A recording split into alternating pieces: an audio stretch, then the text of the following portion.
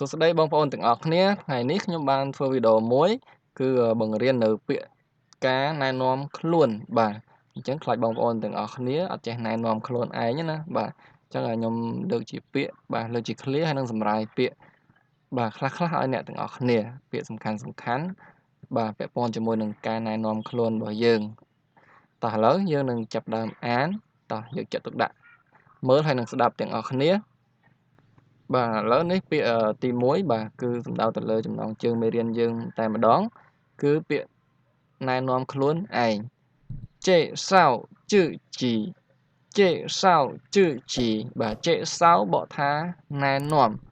ជឺជីបកថាខ្លួនឯងបាទអញ្ចឹងយើងណែនាំខ្លួនឯងហ្នឹងគឺយើងនិយាយយកតែម្ដងឧទាហរណ៍គេឲ្យយើងណែនាំខ្លួនមកអញ្ចឹងយើងនិយាយយកតែម្ដងតោះអញ្ចឹងនិយាយអីខ្លះទី1យើងប្រាប់ឈ្មោះរបស់គេបាទ我是ខ្ញុំគឺ我是អីយ៉ាងមកឈ្មោះរបស់យើងមកបាទ我是តារាអញ្ចឹងទៅខ្ញុំគឺតារាបាទហើយយើងប្រាប់គេបន្ទាប់ទៀតគឺនៅអាយុបាទ今年27岁今年27岁ឆ្នាំនេះអាយុ27ឆ្នាំបាទ今年បកថាឆ្នាំនេះ27បកថា27ហើយពាក្យស៊ួយគឺបកថាអាយុបាទប៉ុន្តែយើងថាមិនមែនអាយុ27ទេយើងថាអាយុ27ឆ្នាំទៀតបាទបើយើងនិយាយថាអាយុ27ក៏បានដែរបាទតែយើងបកថាអាយុ27ឆ្នាំអញ្ចឹងតែម្ដងទៅតោះខាងក្រោមទៀតទីកន្លែងកំណើតបាទ出生地址在马德旺បាទទីកន្លែងកំណើតនៅបាត់ដំបងអញ្ចឹងឈូសើងបាទមានន័យថាកំណើតបាទអញ្ចឹងទីជឺនេះមានន័យថាអាស័យដ្ឋានឬក៏ទីកន្លែងហ្នឹងអញ្ចឹងឈូសើងទីជឺមានន័យថាអាស័យដ្ឋានកំណើតរបស់យើងបាទនៅចៃបកថានៅហើយខ្ញុំលើកពាក្យម៉ាតើអងនេះបាទខេត្តបាត់ដំបងចុះអញ្ចឹងយើងនៅណាយើងប្រាប់គេថានៅនឹងទៅបាទឈូសើងទីជឺចៃម៉ាតើអងទីកន្លែងកំណើតឬក៏អាស័យដ្ឋានកំណើតនៅបាត់ដំបងហើយចូលមកឃ្លាបន្ទាប់បាទដែលយើងត្រូវប្រាប់គេទៀតនោះគឺកម្រិតវប្បធម៌教育程度教育程度កម្រិតវប្បធម៌បាទ教育បកថាបង្រៀនឬក៏អប់រំបាទ教育ហើយពាក្យបន្ទាប់ទៀតគឺ程度គឺមានន័យថាកម្រិតបាទ程度ហ្នឹងគឺកម្រិតអញ្ចឹង教育程度បាទសរុបមកគឺបកថាកម្រិតនៃវប្បធម៌បាទកម្រិតវប្បធម៌យើងហ្នឹងគឺមានន័យថាកម្រិតនៃការសិក្សារបស់យើងឥឡូវពាក្យខាងក្រោមបាទគឺយើង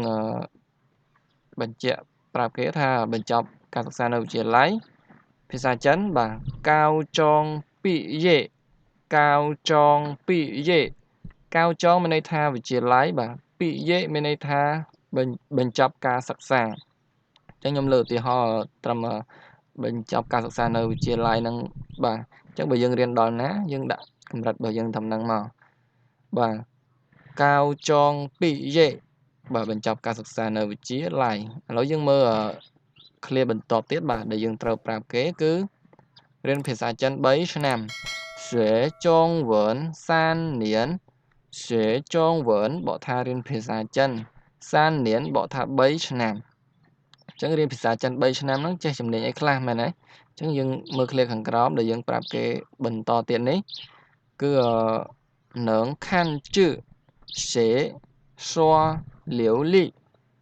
គឺមានន័យថាអាចមើលអក្សរសរសេរនិយាយស្ទាត់ជំនាញបាទគឺមានន័យថាទាំង3ហ្នឹងគឺបានស្ទាត់ជំនាញបាទនឹងបកថាអាចខាន់ជឺបកថាមើលអក្សរសេបកថាសរសេរសួរបកថានិយាយលាវលីមានន័យថាស្ទាត់ជំនាញបាទស្ទាត់ជំនាញឬក៏ជំនាញហ្នឹងអញ្ចឹងការមើលអក្សរការសរសេរការនិយាយហ្នឹងគឺបានស្ទាត់ជំនាញនឹងខាន់ជឺសេសួរលាវលីបាទឥឡូវយើងមើលឃ្លាបន្ទាប់ដែលយើងត្រូវនិយាយទៀតឥឡូវយើងប្រាប់អំពីការរៀនភាសាអង់គ្លេសវិញម្ដងបាទ学英文2年បាទ学បកថារៀន英文បកថាភាសាអង់គ្លេស